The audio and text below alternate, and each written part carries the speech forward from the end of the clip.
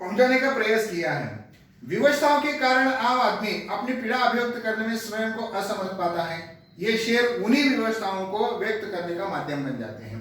क्या होता है देखिएगा कि इंसान के सामने विवशताएं होती हैं और उस विवशताओं के कारण सामान्य आदमी, आम आदमी अपनी पीड़ा को, अपने दुख को अभिव्यक्त करने में असमर्थ पाता है और उसकी इसी असमर्थता को हमारे कवि कैलाश सेंगर जी अपने इस गजलों के माध्यम से या शेरों के माध्यम से अभिव्यक्त करते हैं, ऐसा हम यहां पर कह सकते हैं। मनुष्य की इस व्यवस्था को और उसे समाप्त करने के प्रयासों को कवि ने वाणी प्रदान की, जो अभी मैंने आपसे कहा। मनुष्य की व्यवस्था और उस व्यवस्था को फिर कैसे समाप्त किया जाए, उसे समाप्त करने के प्रयासों को कवि ने क्या कहा है, यहां पर वाणी दी है। किसके द्वारा वाणी दी है? गजलों के द्वारा वाणी दी है, शब्दों, उनके शेरों के द्वारा वाणी दी है। उनके जो शेर है, शेरों के माध्यम से कहो, शेरों के शब्दों के माध्यम से कहो, आम आदमी की पीड़ा, उसकी विवशता, उनकी अव्यवस्था, उनकी विडंबना, उनका दुख, उनकी कराहे, इनको उनके शेरों के माध्यम से अभिव्यक्त करने का प्रयास यहां पर किया हुआ है। पहला शेर यहां पर देखिएगा, गजलों से खुशबू बिखराना हमको आता है, चट्टानों पर फूल खिलाना हमको आता है। बड़ी सुंदर बात पहले ही गजल में हमारे कैलाश सेंगर जी यहां पर कहते हैं। कैलाश सेंगर जी का मानना है या कैलाश सेंगर जी का कहना है, गजल जो है यह काव्य प्रकार, इस गजल से हम अपने जीवन में खुशबू बिखराने का हम प्रयास कर सकते हैं। यानी गजल के माध्यम से हम अपने जीवन को खुशबूमय बनाने का हम प्रयास कर सकते हैं, क्योंकि आगे की पंक्ति में उन्होंने क्या कहा है, चट्टानों पर फूल खिलाना हमको आता है। यानी कि चट्टानों पर फूल खिलाना मतलब कड़ी मेहनत से खुशहाली प्राप्त करना। चट्टानों पर फूल खिलाना हमको आता है, इसका मतलब यह है कि कड़ी मेहनत से खुशहाली प्राप्त करना।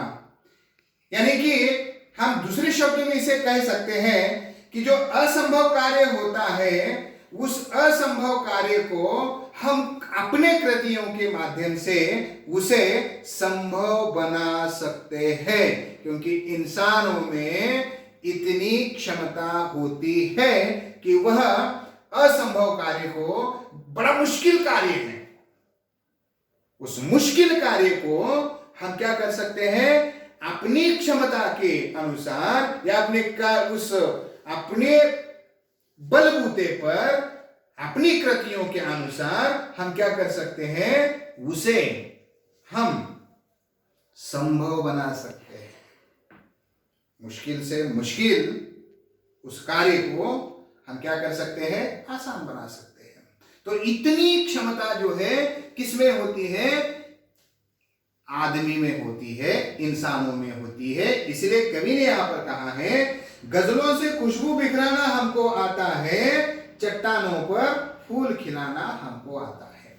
यानी कि कड़ी मेहनत से खुशहाली प्राप्त करना हमें आता है।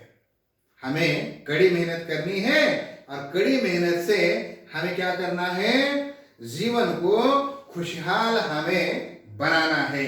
यह इस गजल के माध्यम से हमारे कवि कैलाश सेंगर जी बतलाने का प्रयास करते हैं। दूसरी गजल देखिएगा यहां पर, परिंदों को शिकायत है कभी तो सुन मेरे मालिक।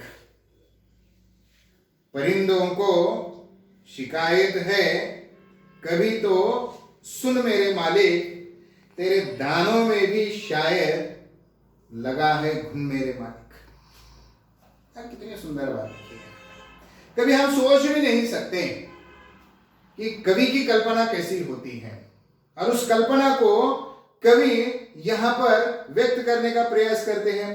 परिंदे आप समझते हैं, कबूतर, एक पंछी, एक पक्षी, उस परिंदों को भगवान से शिकायत है।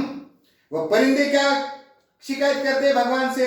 क्या कह रहे परिंदे भगवान से कि हे मेरे मालिक, तू कभी तो मेरी बात सुन।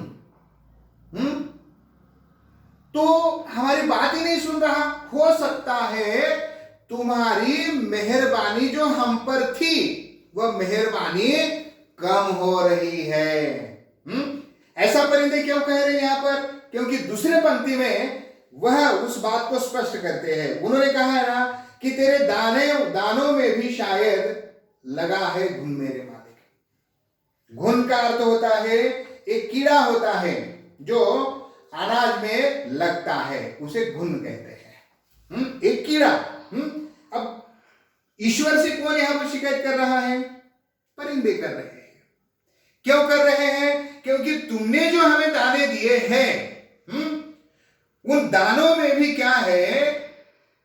घुन लगा हुआ है। यानी कि हमारे हिस्से के वह दाने कौन खा रहे हैं?